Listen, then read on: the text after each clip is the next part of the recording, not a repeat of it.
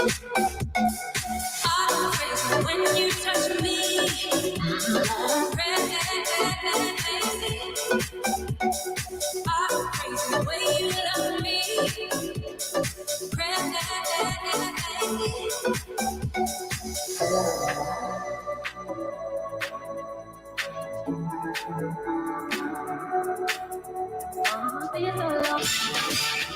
Prepare to experience the strongest radio allowable by law. Secrets will be revealed. Myths dispelled. From the studio gym where excuses never apply.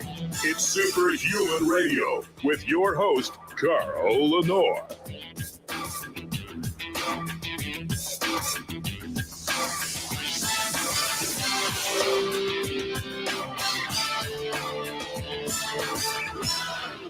So, vitamin D is the most popular supplement ever. In fact, everybody thought fish oil was going to beat it out, but it never caught up. Fish oil is number 2. Vitamin D supplements are number 1 worldwide, because the science shows that vitamin D conveys pleiotropic benefits to the human condition. No one can deny that. But for some reason, vitamin D doesn't work for some people. They just don't see the expected benefits from vitamin D supplementation. And sometimes they can take massive doses of vitamin D and their 25 hydroxy levels never seem to go higher that as expected.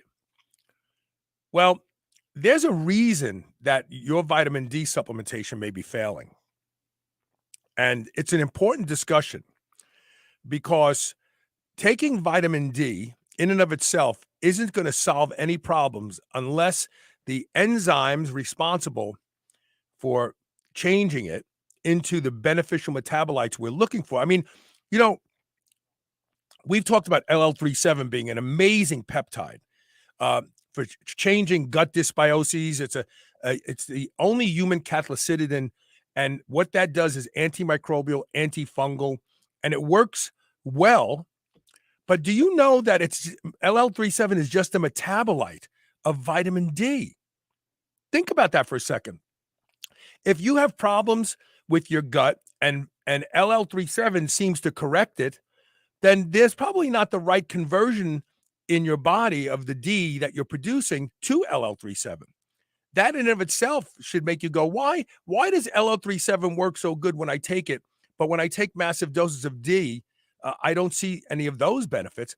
And that's because the downstream metabolites of vitamin D are everything that vitamin D promises to do for you. Well, we're going to tell you today something that if you are deficient in, and you're pounding down as much vitamin D as you can, and you're not seeing the benefits, this may be why. So stay tuned. This is going to be a great show, barn burner, as we used to say in the old days. But before we get started, we have to thank our title sponsor, and that is Legendary Foods. They took the Pop-Tart and reimagined it.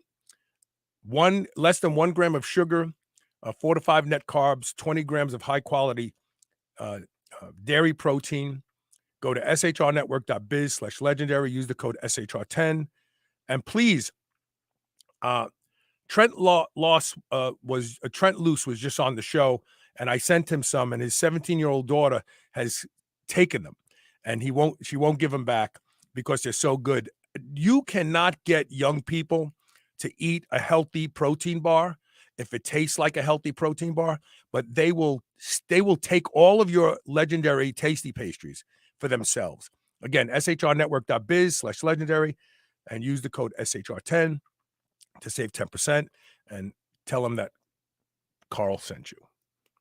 And now, without further delay, my good friend, Wade Lightheart. Wade always makes me happy. So I on one of the earliest shows we ever did, I said people were named because of traits or skills that they had back in the days when we were creating names. And like Pignatano, my good friend Frankie Pignatano is iron worker, because blacksmiths were called Pignatani. And so I believe that your last name, Lightheart, is a result of a genetic predisposition to be happy and make everybody around you feel happy. That's just that's my thought. That's it. Thanks. There's a few other people have accused me of that, so I don't know. We'll see. Well, there you Do go. the best we can. There you go. So, okay. So today we're going to be talking about, let's be honest, magnesium. We've always heard this term. Magnesium is responsible for like 400 different enzymatic processes in the body, and a large percentage of them are related to vitamin D. I'm going to read this one paragraph from the study. All of the enzymes that metabolize vitamin D seem to require magnesium, which acts as a cofactor in the enzymatic reactions in the liver and kidneys. Deficiency in either of these nutrients is reported to be associated with various disorders such as skeletal muscle abnormalities like osteoporosis and so on, cardiovascular disease, that's not a good thing, and metabolic syndrome, which we know that magnesium completely corrects for the Pima Indians who are genetically predisposed to diabetes, completely corrects it just by putting more magnesium in their diet. So what if all these people are spending all this money on vitamin D and they're just not getting the benefits from it because they are deficient in magnesium, which we know like 70% of Americans are deficient in magnesium. Yeah, so we've got a new book coming out next year, Matt and I. It's going to be published through a major publishing house. We're really excited. We'll make an announcement in a couple of days about that deal. And we're addressing some of these, what I would call upstream factors that have not been looked at in dietary, nutritional, and supplementation strategies. And so if you don't mind, I'll kind of give an overview of what's the upstream component that leads to this question. And then I'm going to share some of the research that we've done at Birch International University, our lab testing facility, where we're working on this particular topic in detail. So first and foremost, there is a significant amount of genetic variance between individuals in the population. And these mutations, I'll give you an example. A simple example is light-haired, light-eyed people such as myself have evolved over time in low levels of sunlight in northern climates. Right. And darker skinned people developed those melanin productions to change, and certain genetic traits are favorable, and this goes over time. But there's so you know, that just eliminates all the race stuff. Let's just get past that. These are just adaptations over time based on environmental conditions. Right. Okay. But there's internal factors that are also associated with how you absorb vitamin C. Vitamin D. Lighter skinned people typically metabolize vitamin D better than darker skinned people because it's a too much is not enough, and depending on the climate that you're in. Now, when you use vitamin D, there is an enzymatic process that's involved. You need enzymes to get your minerals to kick off your vitamins, and then vitamins to deliver the agent into the system. Now, when you look at your gut biome, we have a symbiotic relationship between probiotics and our bodies. And what's really happening when you take any supplement is it's being fed to the probiotics, and the probiotics will manufacture various elements or convert what we've consumed into something that is utilizable by the body.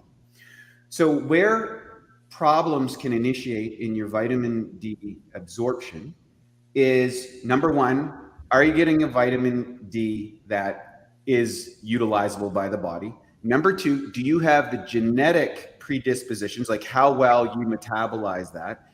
Number three, do you have the probiotics present in order to convert that into usable vitamin D? And number four is, do you have the elements required to do this? And it turns out, and we've proven this in our lab, there was going to be some publishing around this next year with our lab team, that magnesium is actually a critical factor in what the probiotics will produce in order for you to make utilizable vitamin D, aside from just your genetics. So these cookie cutter recommendations for vitamin D that's out there, or any other vitamin, is so old school, because now through genetic testing and gut biome testing, you can start to realize, like, oh, I got to change my volume of this or that.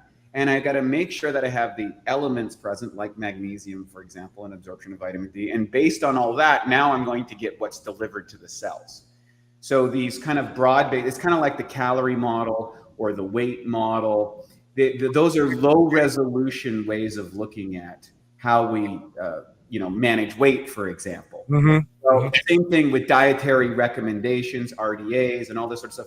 None of that makes any sense if you're not getting to individuals. And the good news is now today we have that individualization, and research facilities such as what we're doing are actually proving and extrapolating of how you formulate products in order to support. And what's interesting, magnesium is probably the most critical mineral, not just for the absorption of vitamin D, but for the absorption of all of your vitamins and minerals. It's a game changer, and we're very deficient in it. So I want to go back to the microbiome for a second. And I know you guys have studied this in Serbia, right? You have a lab there. And Yep. So are there specific strains of these microbes in our gut? Like I know firmicutes and bacteroidetes and so on. Are there specific strains that magnesium increases that ends up affecting our physiology? Absolutely. It's actually a critical element, both in the rate of growth of a given species, as well as what that species will produce. Antioxidants, nutrient, cofactor, like there's, so what's that? I said butyrate. Exactly. Yeah. So what people have to recognize is we're actually feeding the probiotics, and the probiotics are feeding us. So we literally require a symbiotic relationship. And in the modern world, not only are we deficient in these minerals, but many of our diets are starving out essential bacteria and feeding, I would say, bacteria that produce negative effects in the bodies. There's opportunist bacteria, and this is becoming a bigger and bigger issue. So those are the three. Those are kind of like the three elements that people have to think of. What's your genetics?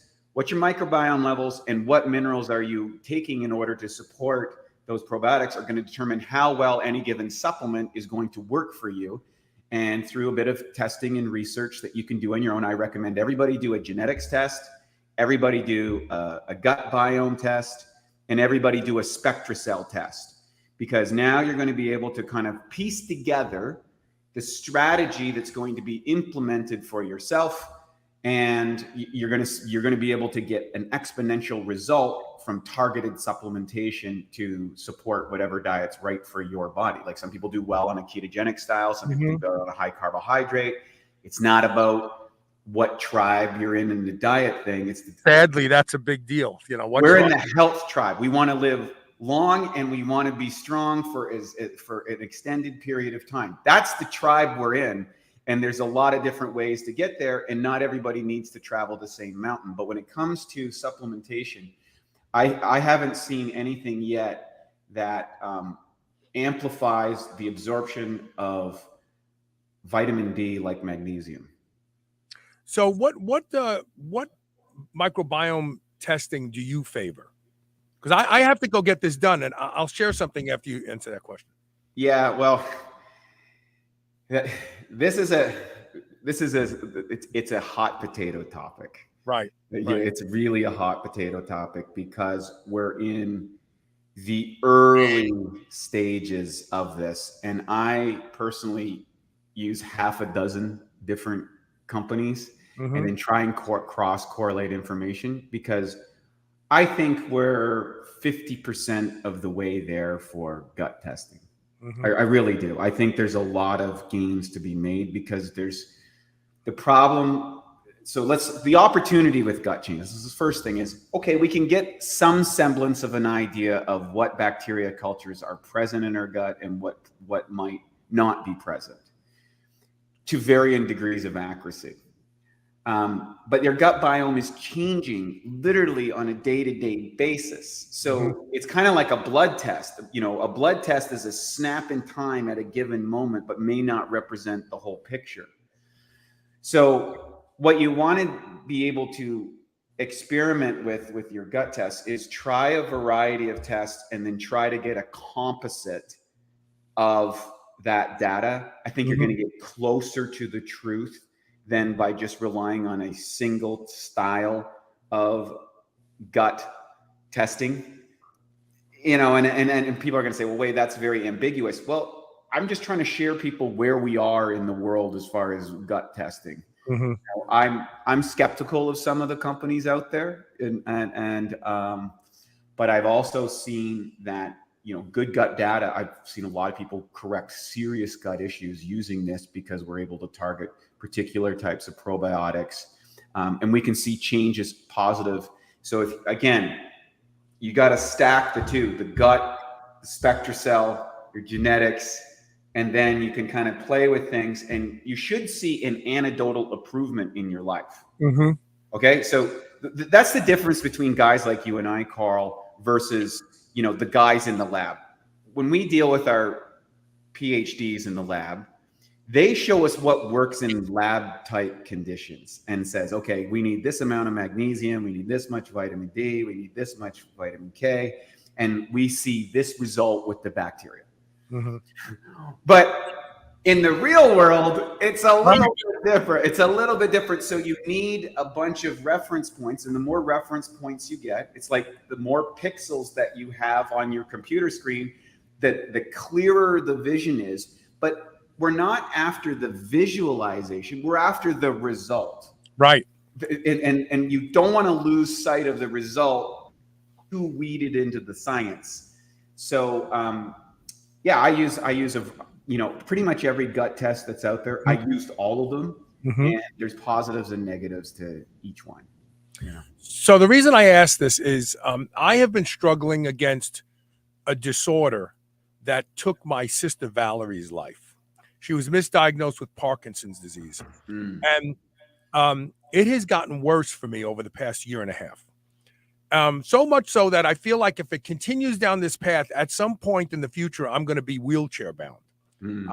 I'm starting to so what started out as a spasticity in my legs is now becoming scary.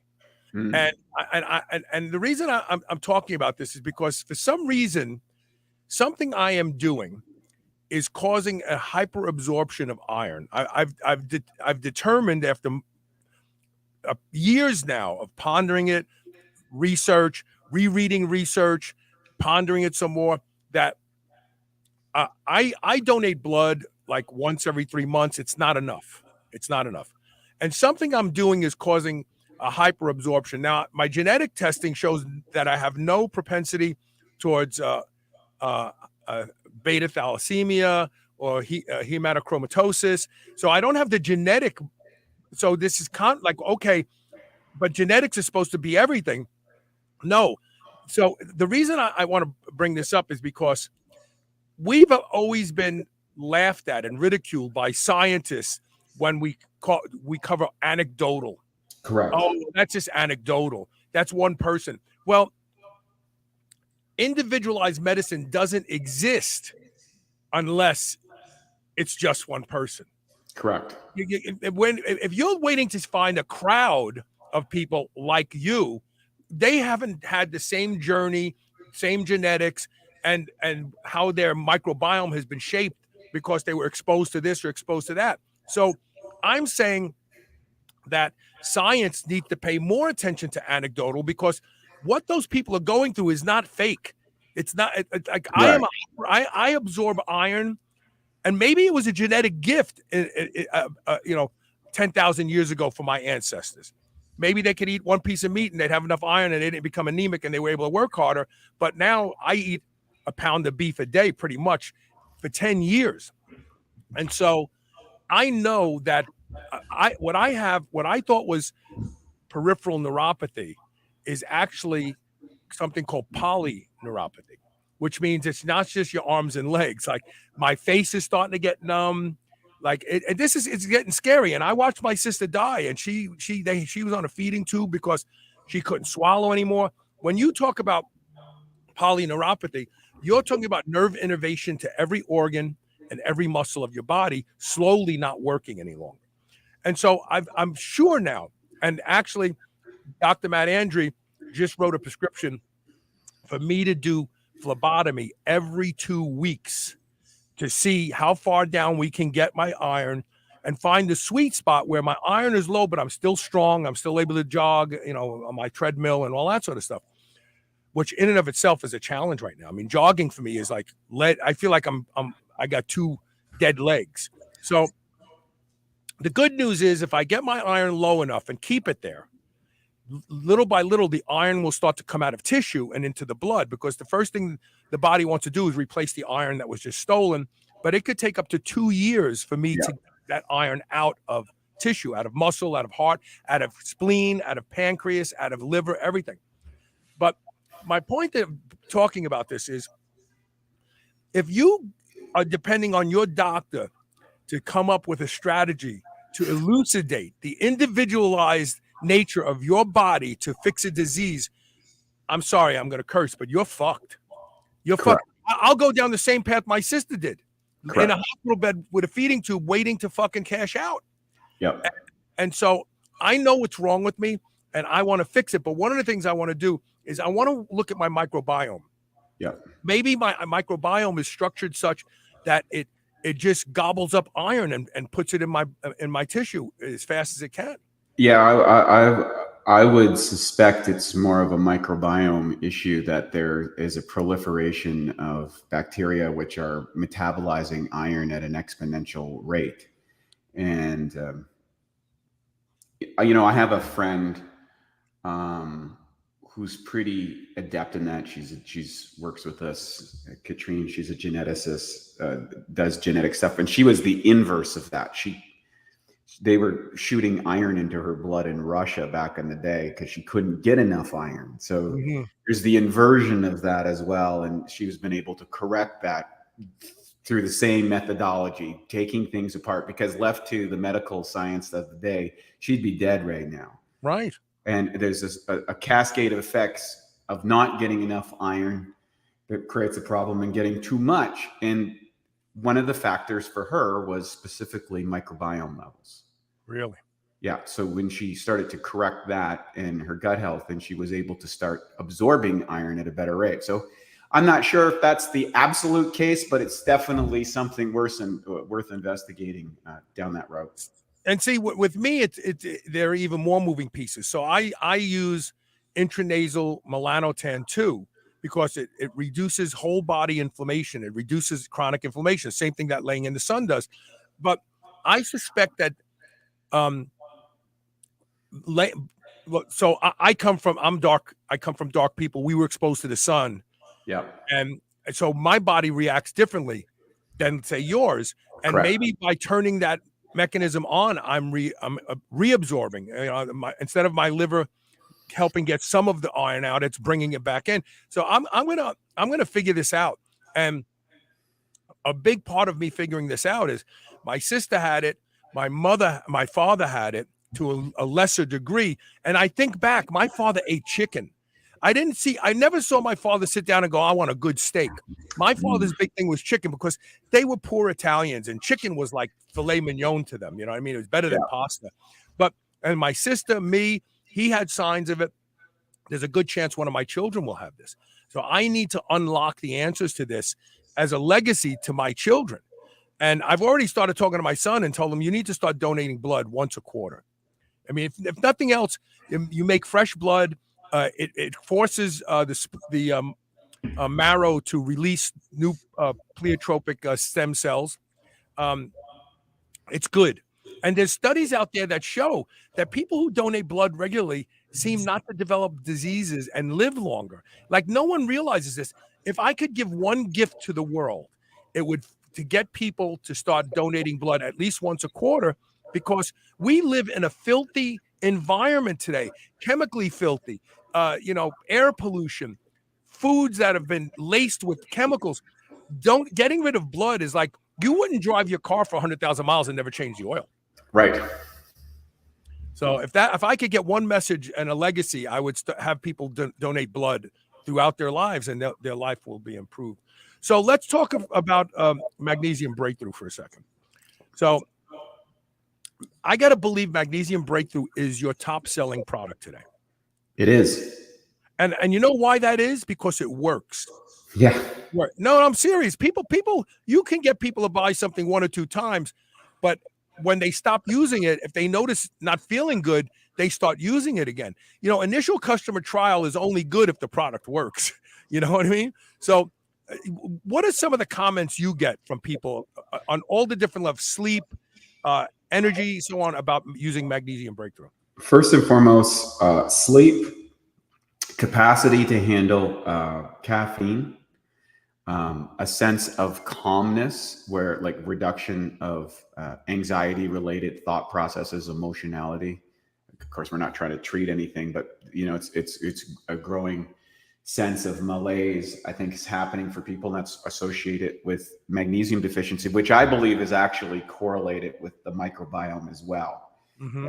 If what happens if you take like P3OM our central probiotic works when we feed magnesium with it, we produce a ridiculous amount of GABA in the body. It's like a GABA super producer. It's very interesting. Calm. Calming, relaxing state. So I think that magnesium is a critical factor for probiotics to produce neurotransmitters that lead to calmness.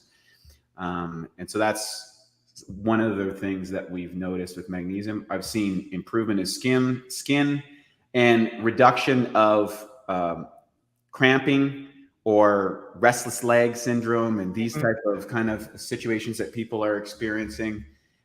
Improved bowel movements is another one, and the reductions of symptoms of both PMS and migraines, anything that's related to vasoconstriction.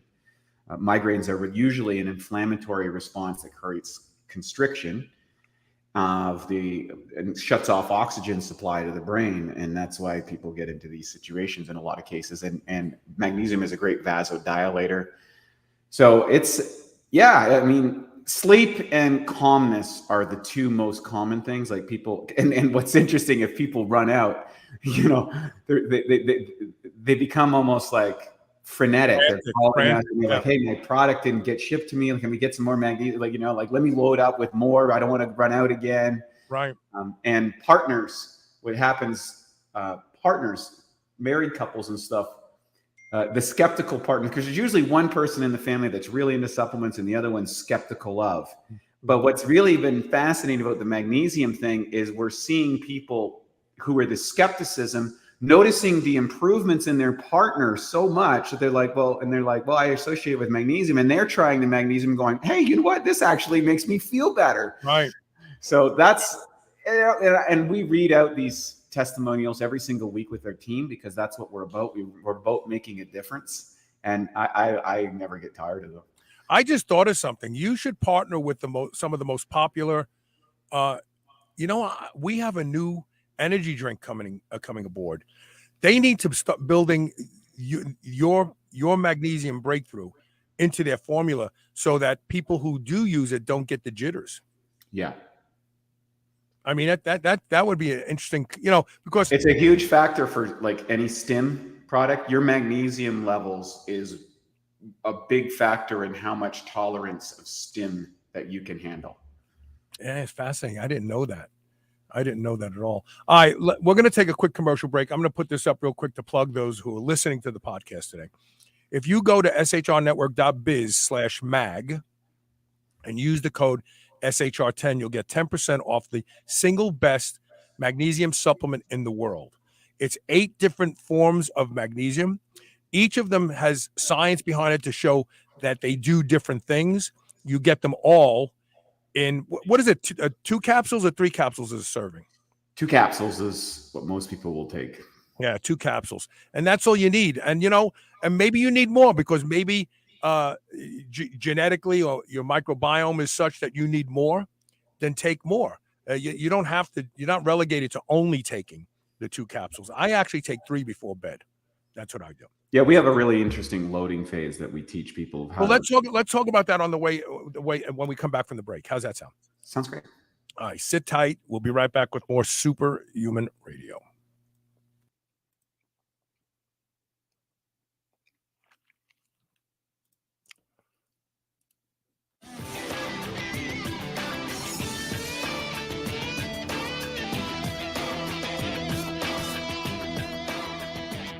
If you'd like a shortcut to better sleep, more energy, and calmer, more stable moods, then you should make sure you're supplementing with magnesium daily. Let me tell you why. About 75% of people are magnesium deficient. This deficiency can lead to higher levels of anxiety, irritability, trouble sleeping, and low energy. It can even contribute to foot and leg cramps while you sleep. Magnesium Breakthrough by Bioptimizers is the single best magnesium supplement in the world. Simply take 2 capsules before you go to bed, and you'll be amazed by the improvements in your mood and energy levels and how much more rested you feel when you wake up. I take Magnesium Breakthrough every night, and I sleep better because I use it. Go to magbreakthrough.com/SHR and use the code SHR10 during checkout to save 10% off and get free shipping. Check it out. Dogs should be powered by fat and protein, not carbs. That's why Visionary Pet makes low-carb, ketogenic dog food for dogs of all breeds and life stages. From kibble to freeze-dried and even low-carb treats, all Visionary Pet recipes are very low-carb, ketogenic, and made with 100% real meat protein.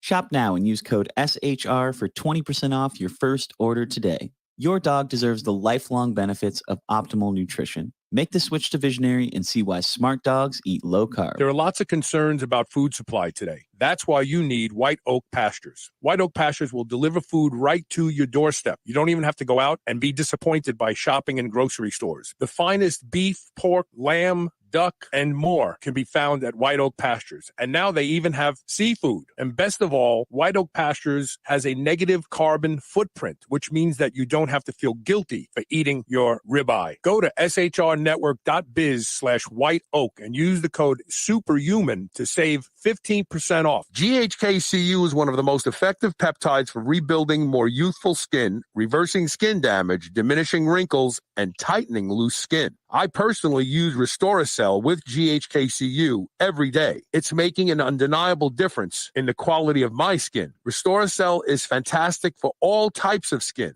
Now you can order Restoracell and save 25% when you use the code SHR25. That's SHR25. While you may be diligent in your workouts and your diet, don't neglect what people see first and foremost, and that's your skin. Go to shrnetwork.biz/blue and use code SHR25 today. Remember those rectangular toaster pastries you used to love when you were a kid? Well, Legendary Foods has just made them better. The new cake-style tasty pastry is like nothing you've ever had before. With 20 grams of high-quality protein and less than 1 gram of sugar, you'll feel like you're cheating, but you're not. Go to shrnetwork.biz/legendary and use the code SHR10 to save 10% off your purchase of tasty pastries. Now available in cookies and cream, red velvet cake, birthday cake, blueberry, strawberry, brown sugar cinnamon, and hot fudge sundae. Go to shrnetwork.biz/legendary and use code SHR10 today.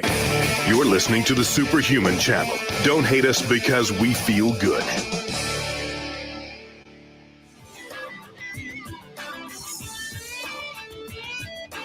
Hey, welcome back. I want to make a suggestion to everybody watching and listening to the show.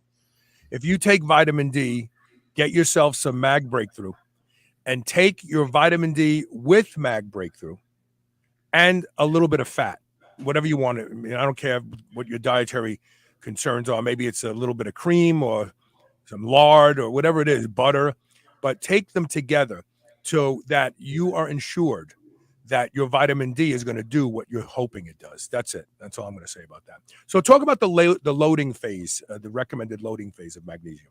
Yeah. So when I came upon this when I studied orthomolecular nutrition, and going back to Hoffer and Linus Pauling and Hawkins, all those doctors started to recognize that when they were treating patients in psychiatric conditions, that they found massive deficiencies that were not treatable with vitamin and mineral supplementation unless they scaled up the dosage. And in my course on Bioptimizers, you can get that for free, by the way. It's the 84-day course. But there's a specific one that I'd encourage people to read or to watch. It's about a 10-minute video where I break down what I call the bucket theory of nutrition. And it's based in orthomolecular nutrition. And just so people know, that's the treating of conditions through nutrient supplementation. So when it comes to any supplement that you may be deficient in, one of these step-down processes is an issue. It may be your genetics, it may be your microbiome, it may be the state of the enzymes you're thing, or you're not getting it in your diet or whatever. But there's one of these multitude of factors. So I first start with the SpectraCell test. That's the gold standard of determining how much you absorb and utilize. And you can do those regularly to see the improvements, because it's not just what's in your blood, it actually shows what you're actually absorbing into your cells, which is a critical factor. I love the SpectraCell test for determining whether you're actually getting the product into your body where you need it. And then you start out for magnesium, and you can do this with other things. Linus Pauling became famous for doing it with vitamin C, but a lot of people didn't realize that they did it with a whole bunch of things. Mm-hmm. So you start off with 1 or 2 caps 3 times a day. So in the morning, in the afternoon. So let's say you start simple, 1 cap in the breakfast, 1 cap at lunch, 1 cap at supper or in the evening. And then each day you increase the dosage by 1 to 2 caps in one of those servings. So you start, so the first day you'd be at 750 milligrams. The next day you'd add a cap to one of those meals. You go to 1,000 milligrams. You know, the next day it'd be 1,250, the next day 1,500 or whatever, because you're 2 things. One, let's say you're an athlete that sweats a lot, you're probably going to need higher levels of magnesium than someone who doesn't. If your body weight is 250 pounds versus 120 pounds, you're probably going to need more magnesium. If you have an issue with magnesium deficiency, you might not be metabolizing and absorbing magnesium, so you're going to need more in order to extract what you need out of it. So you keep dosing up until you get the runs, right? And that's called when you break the GI barrier. In other words, your body can't absorb any more of that in the GI, and it flushes the system out.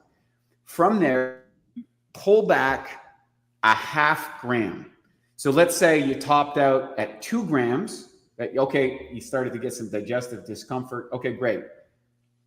Clock it back to 1.5. Stay at 1.5. Now you should see a correlation in anecdotal feedback that, hey, I feel relaxed, I'm calm, I'm sleeping well, these type of things, you'll experience. And then every few weeks, peel back the dosage.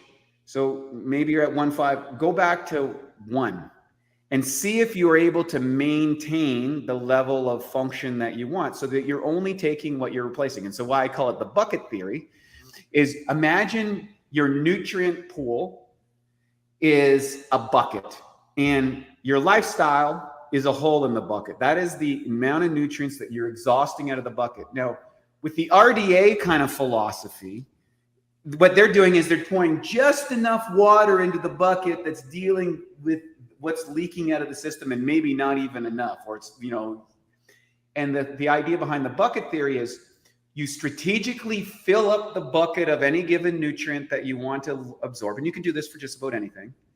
And then you dial back so you only are replacing what you're losing as a stabilizing factor. So when I looked at my nutrient deficiencies, I literally systematically took one particular deficiency at a time using this strategy and filled up the bucket of all my nutrients. And I went from, overstressed and I got to a situation in my life where, overworking, type A, going crazy and all that sort of stuff to do, running 3 businesses and living all around the world and training every day and die. I ran myself in the toilet. And so when I looked at my work, my blood work with my SpectraCell test, and I was like, okay, you know what? I got to make some corrections here. And I strategically did this with the various supplements. And that's why we got into magnesium, because I didn't absorb and utilize magnesium very well. And I was deficient in it. I was using too much stims to kind of deliver on my my work goals. And I did this. I went to 6 grams a day, if you can believe that. My tolerance for magnesium was super high. Well, that's because your needed amounts for your body was that high. Yeah, and I did that philosophy. I was able to clock down. I stayed at that level for about 3 months, and then I started clocking down over the next 6 months, and between 1.5 and 2 grams, depending how much I'm running on a given week. Because when I run, I'm a big time sweater, and I've been running a lot more in prep to the Mr. Olympia coming up, the Natural Olympia, and so I've had to up to 2 grams a day, where normally I'd be at 1.5 for me. Other people do well on 1 gram, right? Mm-hmm. So if I've said this before, but in case you haven't heard this before, the way the recommended daily allowance has been calculated for vitamins and minerals and those types of nutrients by the FDA is they took pregnant rodents, pregnant rats, and they kept reducing the amount of a given vitamin or mineral until the pregnant rat reabsorbs the fetus. Because the way it works is if a pregnant rat or if they're already pregnant and you start to create a vitamin or mineral deficiency in them, they won't go to full term and produce that baby. That pup will literally be reabsorbed into the mother through the body, the system that needs it's like, this baby's never going to survive anyway. We need that stuff. Take the baby apart and let's reabsorb it. And think about that for a second. That doesn't take into account the optimal dose for you to feel healthy. The same thing with rickets. Vitamin C, 60 milligrams a day, all it did was keep the children from developing rickets. But the reality is they develop bone problems later on in life. So the way these dosages are evaluated and how they come up with these numbers is this is the amount that will continue to keep you alive, but you're gonna be you're dying. You're just dying slower than if you didn't have any of it at all. And when you think about that, you think, first of all, we're not rodents. Second of all, who wants to just not die? Like, who wants it? Well, I just won't die, but yeah, I'll be stuck in a wheelchair for the rest of my life. So when you look at the RDA, you need to laugh at those because throughout evolution, we consumed food based on hunger. And we got a lot of nutrients from the food because we had to eat so much because we were literally burning, 20,000 calories a day. I had a guy on recently, nice guy, promoting this diet that he kept saying, well, lions, they eat 1 meal a day and then they go lay down under a tree. And his idea was to eat 1 meal a day at night right before bed. And I tried to explain to him that that's not a good model because the most important levels of autophagy that literally clear the brain out happen when you're sleeping. And somehow he discounted that science, but some other science he was with. It's funny how people are selective on what science they want to believe based on their own desires. That's not science. But anyway, when you look at a lion, and I looked it up, so there's a website for a park in Africa. I can't remember the name of it, where they have lions and they have lots of information about lions. Lions will eat multiple times a day if it's available. So but if they have to hunt, then they can go for 2 or 3 days without eating. But at that point in time, they're so hungry that sometimes like male lions will eat their babies. So saying that lions eat only 1 time a day is complete and utter bullshit because given the opportunity and the availability, they'll eat 4 times a day. But then this notion that the lion goes to sleep after eating a meal, I agree they do, but that's mid-afternoon. That's not nighttime when they're going to sleep. Napping and sleeping are very different. The sleep architecture is rigid, and you must adhere to it. Taking a nap in the afternoon after a heavy meal, that's not the same thing as having a heavy meal and going to sleep at night for 8 hours. It's not. So my point is we love to equate things Oh, well, lions only eat one time every 2 days, every day. Let's eat the lion's diet. We're not fucking lions, number one. And if the lions had a refrigerator, they'd eat 5 times an hour. Yeah. The other thing is temperature dependent. It's really hot in the middle of the afternoon, and lions don't possess the same cooling system that humans do. We are endurance-based hunters. Lions aren't. Right. They're explosive hunters in how they thermoregulate their temperature. In the afternoon, it's not conducive for them to function very well, especially after they eat, and your metabolism is going to go up for the digesting process as well. So, it's always in the nuances. It's always in the details. And, it sounds like a cool story. Hey, the lions eat once a day, be a lion. And it's like, oh yeah, I'm a lion, right? I feel great. I'm going to eat a big meal before I go to bed like a lion. What are you going to do? Like jump off your stairs onto the refrigerator and rip the door open with your teeth? Like, does that make you more of a lion? Like, you could just I always like to extend out and take the thing to the ridiculous factor to actually see if it holds weight. Right. And there's a really good,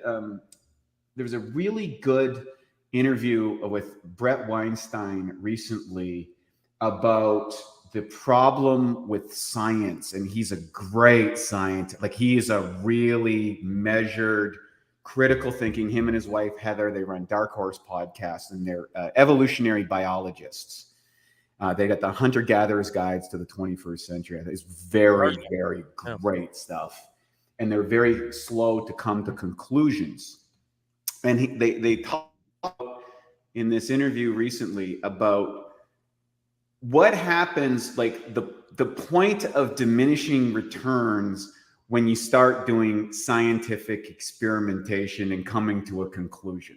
So what happens is people will make some interactions or some conclusions based on some data, and they'll do some more research which confirms that, and they get to a certain point. And then what happens is somehow everybody, just like your lion story, gets attached to that model and discards everything else. Yeah. Well, and they start losing resolution now because now it's this theory, right? And we see this in dietary strategies so deeply. And that's why we have tribes. That's why everybody has a tribe now with their diet. Correct. I've said numbers of times on this show, and if you listen to me for any length of time, you've heard me say this at least a dozen times. If your dietary strategy comes with an annual cruise and a membership card, you are eating that way for the wrong reason. Correct. The idea also too is, like, I'll give you a specific example. So if you look at my genetics, and I'll give it if you look at my genetics and my ancestors, the indication says that I would probably do a little bit better if I had some animal protein, because it's very stabilizing for my blood sugar, predisposition for blood sugar. However, also within my family is high levels of cardiovascular and stroke risks, right? I've got the 2 bad genes on that side. So I'm like, okay, I understand the role that high satiety meat products can provide for stabilizing blood sugar and the conversion of amino acids and things like that. However, in my genetics, animal fats particularly are not very great for my heart and cardiovascular. So I'm like, okay, well, I'm going to engage in a plant-based diet, and I'm going to really focus on supplementing to make sure I get a sufficient amount of protein, that I'm not eating too many I'm keeping my blood sugar stable. Right. And I'm taking a plant-based essential fatty acids to offset the limitations of my plant-based diet. So I have better cardiovascular risks while mitigating the potential for, blood sugar dysregulation in the future. And then I'm monitoring my results. And when I get a little bit off I make an adjustment, especially as I age, because, things don't work the same way they did when you're 25 than they do when they're 50. Mm-hmm. And so far the strategy is proving well. So this is what this is what I'm encouraging people to do, just kind of like what you were talking about with the iron issue, is look at yourself, get the testing program, get a real high resolution, and then start running experiments that kind of logically make sense, and see what the results are so that you refine your way of optimizing. And this is what gives, I think, athletes, you're, a former strength athlete, I'm a former bodybuilder athlete. We were running experiments 30, 40, like long time ago of various things. What was the result? How did that work? Sharing it with a group of people in our environment to kind of track that. It's clinical experimentation that eventually gets proven by hardcore double-blind study research. But the breakaways are always the people who are doing the work and doing the experiments themselves. And then it gets proven 20, 30 years later. But you don't have 20 or 30 years to fix these problems. No. Some of these problems, if you have to wait 20 or 30 years to fix them, you're dead. Correct. We have a question from Chris K. We're going to take it on the bounce here. We're going to take a quick break. It's a short, very short break, and we'll come back and finish this up. Stay with us.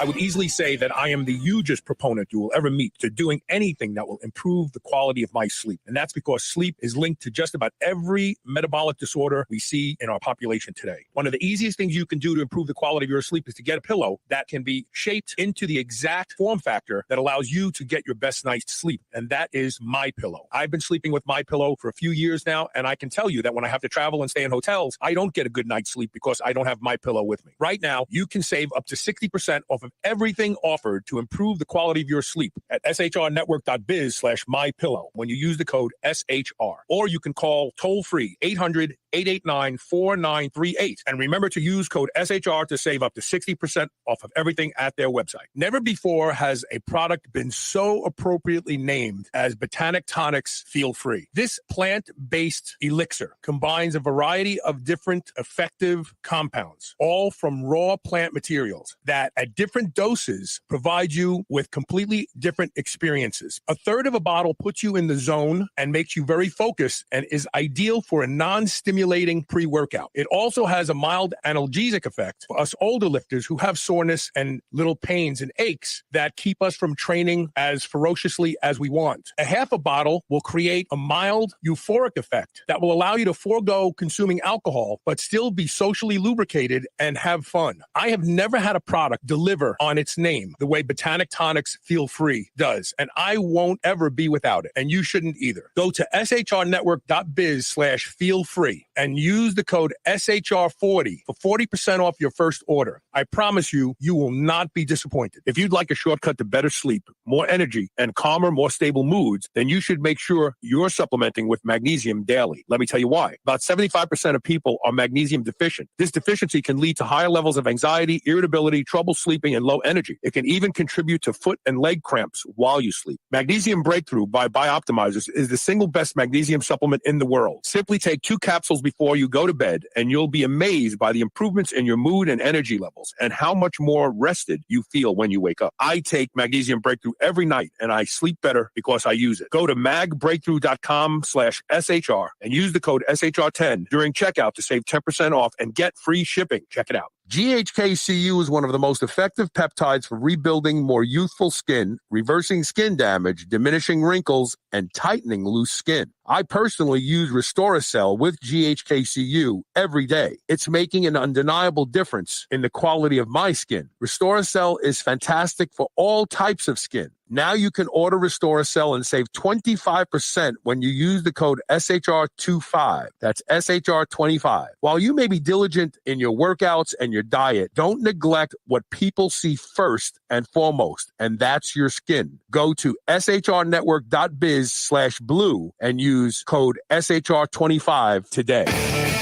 Spit that out right now. This is the Superhuman Channel.